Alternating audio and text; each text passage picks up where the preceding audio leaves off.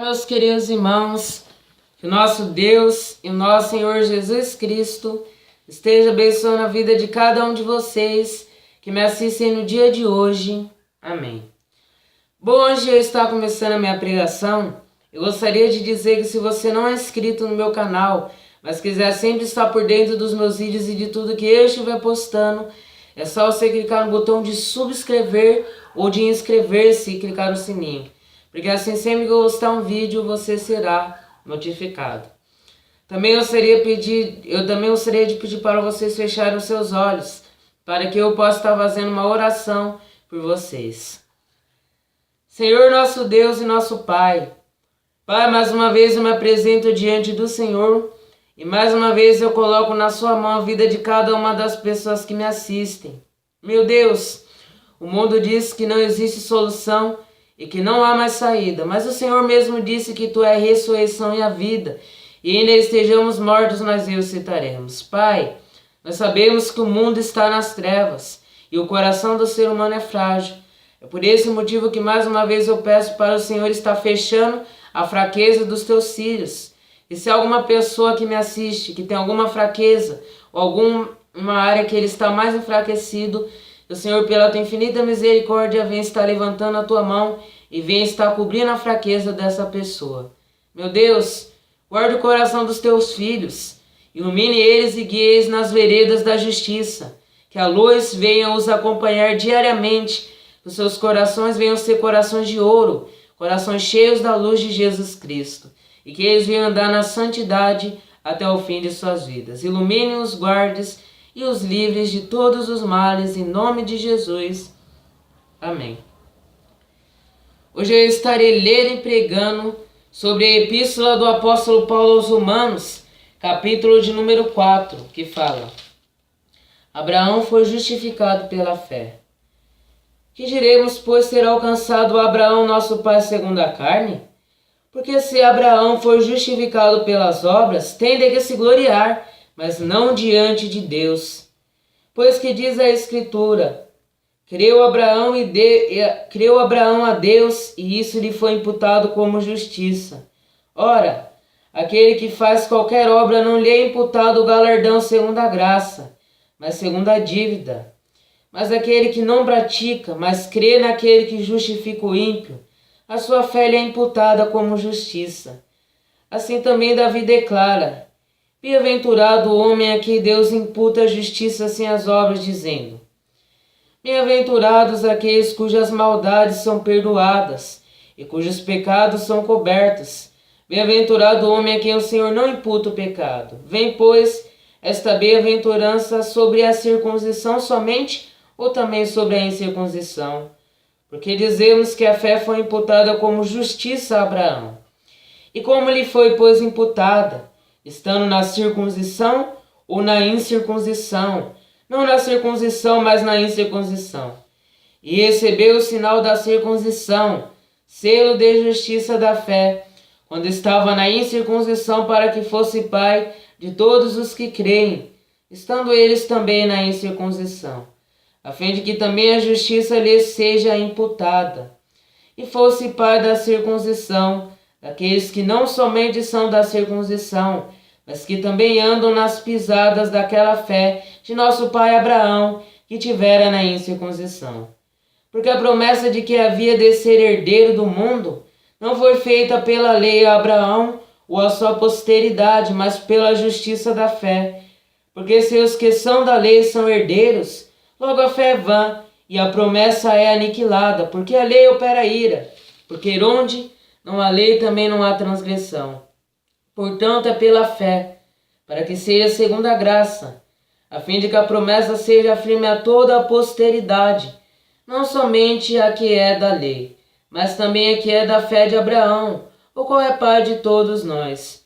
Como está escrito: por pai de muitas nações te constituí, perante aquele no qual creu, a saber Deus, o qual vivifica os mortos, e chama as coisas que não são, como se já fossem, o qual em esperança creu contra a esperança que seria feito pai de muitas nações, conforme o que lhe fora dito: assim será a tua descendência. e não enfraqueceu na fé e nem atentou para o seu próprio corpo já amortecido, pois era já de quase 100 anos, nem tampouco para o amortecimento do ventre de Sara. E não duvidou da promessa de Deus por incredulidade, mas foi fortificado na fé, dando glória a Deus e estando certíssimo de que o que ele tinha prometido também era poderoso para o fazer, pelo que esse lhe foi também imputado como justiça. Ora, não só por causa dele está escrito que lhe fosse tomado em conta, mas também por nós, a quem será tomado em conta os que cremos, naquele que dos mortos ressuscitou, a Jesus nosso Senhor, o qual por nossos pecados foi entregue e ressuscitou para a nossa justificação.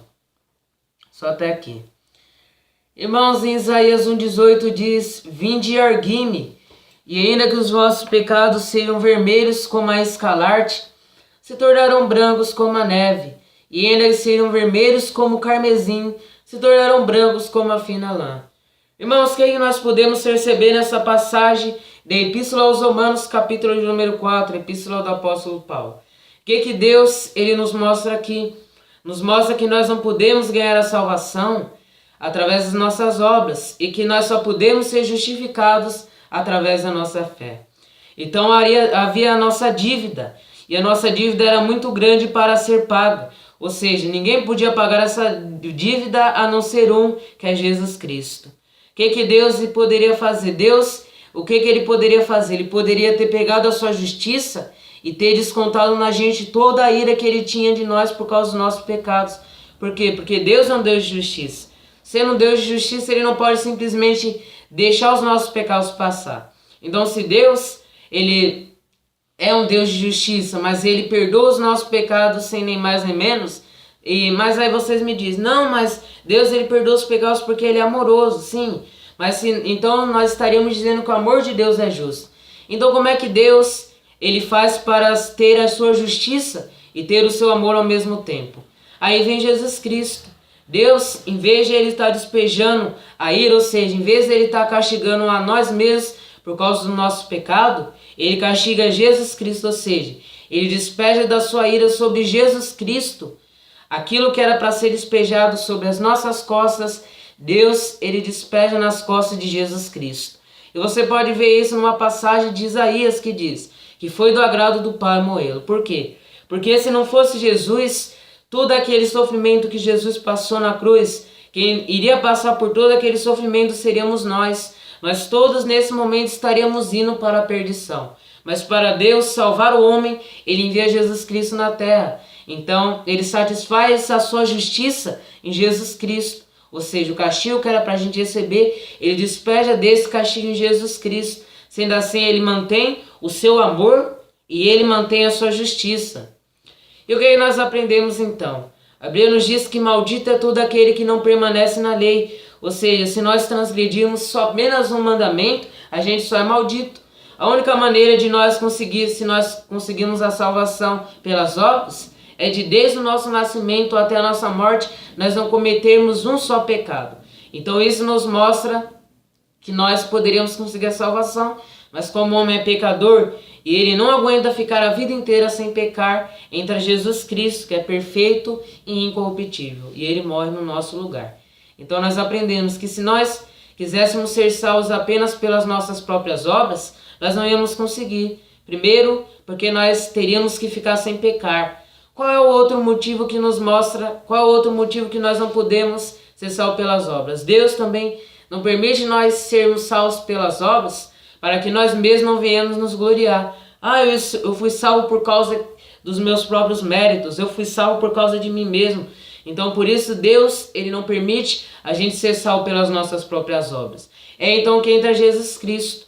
A única maneira de nós sermos salvos é através da nossa fé, a justificação pela fé. Nós cremos em Jesus Cristo e isso nos é imputado como justiça, ou seja, eu creio em Jesus Cristo. E o que acontece é que nem se eu tivesse crendo em Jesus Cristo, que nem eu tivesse enviando os meus pecados para Jesus, quando eu creio nele, ele tivesse pagado a minha dívida e enviasse a justiça dele para mim, ou seja, enviei os meus pecados para Jesus, ele pagou os pecados, e logo após pagar os pecados, ele nos enviou, ou seja, Ele me enviou a sua justiça. Então, quando nós cremos em Jesus, então, quando nós cremos verdadeiramente em Jesus e nos arrependemos dos nossos pecados, o Espírito Santo ele começa a trabalhar na nossa vida, mortificando a nossa carne, tentando mudar a nossa natureza. E é dessa maneira que somos salvos. Cremos em Jesus, largamos os nossos pecados, o Espírito Santo começa a trabalhar na nossa vida, nos transformando numa nova criatura. E assim é a salvação. E assim nós somos salvos. Bom, isso eu gostaria de dizer nesse vídeo. Se gostou, clique no botão de gostei. E se quiser compartilhar nas redes sociais, clique numa seta no canto superior direito. Que o nosso Deus e o nosso Senhor Jesus Cristo esteja abençoando a vida de cada um de vocês. Que assim seja. Amém.